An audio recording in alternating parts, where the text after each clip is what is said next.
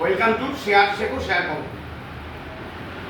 আগের দিন আমরা বলেছিলাম যে গুড কোম্পানির মধ্যে একটা প্যারামিটার বলা হয়েছিল পি অ্যান্ড পিইজি। এখানে আমরা বলেছিলাম যে পিইজি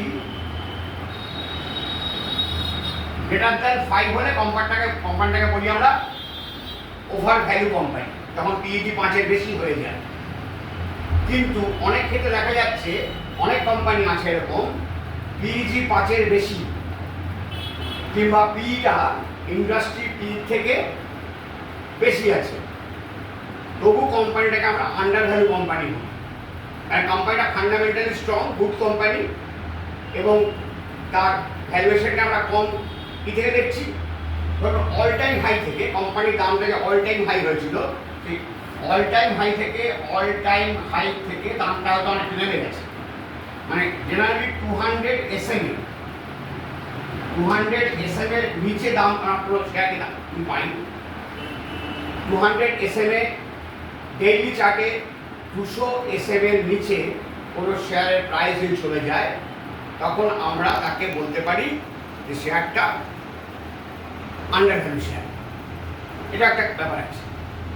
আর পিইজি হয়তো বেশি আছে, 5-এর থেকে অনেক বেশি আছে, পি কোম্পানির ইন্ডাস্ট্রি পি থেকে বেশি আছে, হাই আছে। সেখানে আমাকে দেখতে হবে অন্য প্যারামিটার, যে কোম্পানিটার মার্কেট লিডার কিনা, এর বাজারে গুডউইল কেরম আছে, এবং এই কোম্পানির ব্যালেন্স শিট দেখতে হবে। আমরা ব্যালেন্স শিট নিয়ে ব্যালেন্স শিটে গিয়ে দেখবো কোম্পানির ফিক্সড অ্যাসেটের গ্রোথ। কোম্পানির ফিক্সড অ্যাসেটস যদি গ্রোথ করে, কন্টিনিউয়াস গ্রোথ করছে, মানে কি ফিক্সড অ্যাসেট গ্রোথ করছে কিন্তু কোম্পানির আর্নিং কম, যার ফলে পিইজি বেড়ে গেছে। তাহলে আর্নিংটা কম হচ্ছে কারণ কি, কোম্পানির যে প্রজেক্টগুলো করছে সে প্রজেক্টগুলো এখনো মেটেরিয়ালাইজড হয়নি। হয়তো কোম্পানি নতুন ফ্যাক্টরি করছে, নতুন প্রোডাকশনের জন্য প্ল্যানিং চলছে, কোম্পানির land, building, machinery, intangible asset সবই বাড়ছে, কিন্তু কোম্পানির এখনও সেই প্রোডাকশনটা শুরু হয়নি। বা প্রোডাকশন হওয়ার পরে মার্কেটে যাবে, সেল হলে টপ লাইন গ্রোথ হয়ে যাবে, টপ লাইন গ্রোথ হলে বটম লাইন গ্রোথ হবে, প্রফিট গ্রোথ হলেই তখন পিইজি কমে যাবে এবং পিটাও কমে যাবে। পি মানে হচ্ছে স্টকের market price by earning per share. যখনই আর্নিং পার শেয়ার বেড়ে যাবে তখনই পি ফল করবে এবং পিইজিও কমে যাবে। তাহলে এটা আমরা অ্যান্টিসিপেট করতে পারি যে কোম্পানি কন্টিনিউয়াসলি তার ফিক্সড অ্যাসেটের গ্রোথ করছে, মানে ফিউচারে কোম্পানির ইনকাম বাড়বে, তার ফলে পিইজি কমবে, এবং কোম্পানির ইনকাম বাড়লেই শেয়ারের প্রাইসটা হাই হবে।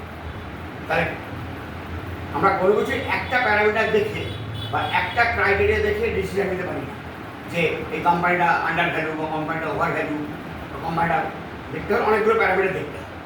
আরেকটা আমার ব্যাপার আছে এখানে, যে এই টেকনিক্যালে দেখবো আমরা প্রাইসটা, আর ওখানে ফিক্সড অ্যাসেটের গ্রোথ দেখছি, প্লাস কোম্পানির পাস্ট পারফরমেন্স এবং কোম্পানির অর্ডার বুক। আমরা কোম্পানির অর্ডার বুকটাও দেখি।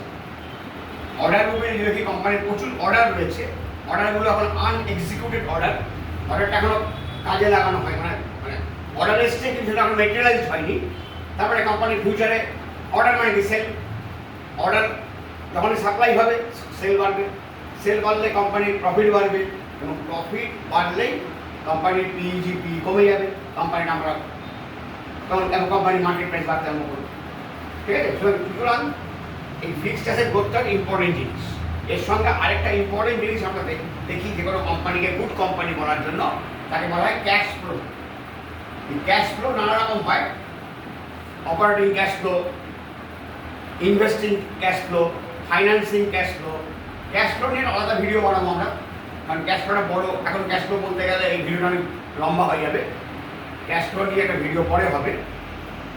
পরপর এই গুড কোম্পানি আর কোম্পানিকে গুড কোম্পানি বলা এবং তাকে ঠিক ভ্যালুয়েশনে আমরা যখন বাই করছি, সেটা করার জন্য আমাদের ভিডিওর প্রয়োজন আছে। আস্তে আস্তে ভিডিওগুলো আসবে, দেখবেন।